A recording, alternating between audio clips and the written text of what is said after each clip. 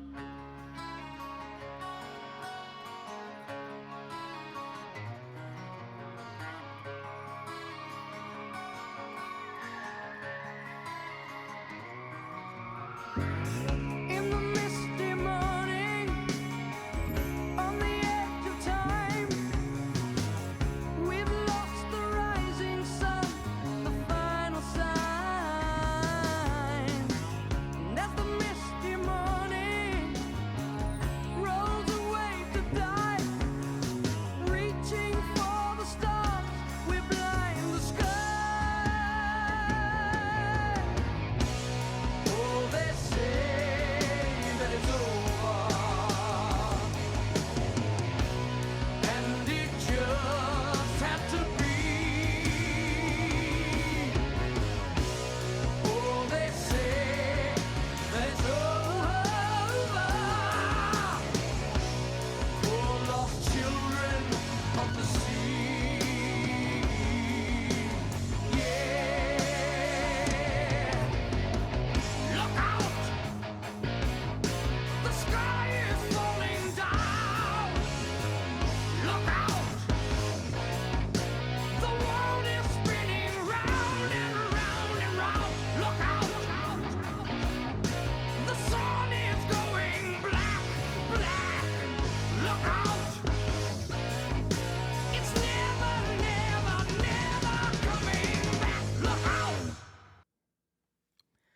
So, a couple thoughts go through my head as I'm listening to this again. One, Tony Iommi is a great example of overcoming an obstacle. When he lost the tips of his fingers to that unfortunate accident in the industrial world in England when he was younger, before he really had ever established Black Sabbath, he figured out a way to overcome the loss. I mean, imagine your fingers getting cut off here. So they're only that long now. They're not this long, they're that long, right? And you've been practicing and training as a guitar player for your entire life, and then you just lose the top, top quarter of your fingers. What are you going to do? I'm sure many would curl up and just want to give up on, even playing the instrument. But Tony figured out a way to create a false fingers or sets of false fingers so that he could actually continue to play. And obviously, the legend was born. Again, it's a lesson in tenacity. It's a lesson in just overcoming the obstacles of, what could really destroy a musician. I mean, just, The other thing I was thinking,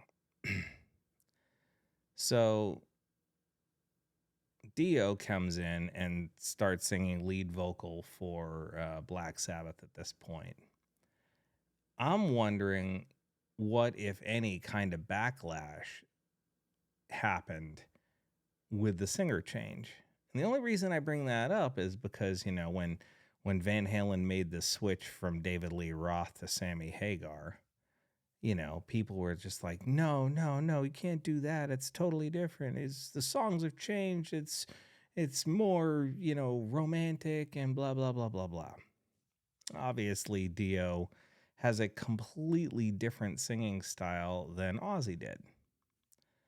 And so I sit there and I go, well, it had to be a little bit of a culture shock for diehard Sabbath fans at the time. I was not really cognizant of the change at the time because I was younger. I wasn't listening to Sabbath at that particular point when the change happened. And so I just sit back and I wonder, did they get the backlash? Did he get the backlash that fell upon other people who came in as substitutes or replacements for other great singers? And the first example that comes to mind is, of course, the David Lee Roth to Sammy Hagar thing. Those people who were out there just straight up, Van Halen's only Van Halen with David Lee Roth. I can't stand the new singer, as if the most important part of the band wasn't still there with Eddie, Alex, and Michael. I just sit there and wonder, it's like when Ripper Owens came in and replaced Rob Halford. The backlash that Ripper Owens got for not being Rob Halford. I mean, what's he supposed to do? Not take the gig? Jeff Tate's not singing for Queensryche. So are people sitting there going, I can't stand the current lineup of Queensryche because it's Jeff Tate's the voice of Queensryche? I just sit there and, everything today is so under a microscope with the internet and, just the sheer amount of media that surrounds transitions like this. But there wasn't that much or that large of a transition back in the day. When Bon Scott was replaced, again, tragedy. It's a little different. It's like Bon Scott passed away, so Brian Johnson could come in and sing. And even though he still got a little bit of backlash, I remember this very clearly. It's like, that's not Bon Scott's voice. That's not ACDC. It's like, yeah, but, Brian Johnson definitely made a mark for himself on this thing, as did Dio playing, with Sabbath.